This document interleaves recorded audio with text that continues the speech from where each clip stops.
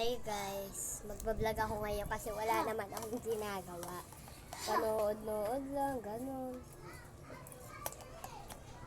Kapag nakita mo tuyuan, best friend ko tapos kapag H. Ate, may tatanong ako. Alam mo yung bago na, yung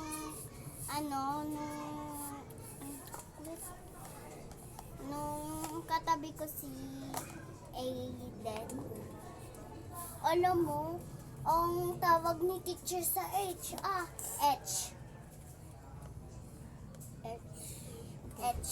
pares lang yun. Nun ka na nga, mag-aral ka na, hindi kita papa. Sige na! Bye-bye na guys! Kayo maniwala dyan sa person. Rambulan kami paminsan kapag di ako nagpa-vlog. H.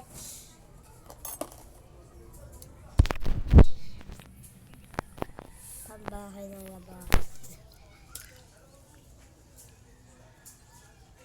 So, comment for part 2, subscribe kasi kaya gagawa ko ng part 2 kasi ang tagal ng kapatid ko maggawa. Ganyan naman. Nandun siya sa ako naman nasa hagdan ako nakaupo. Okay, bye-bye.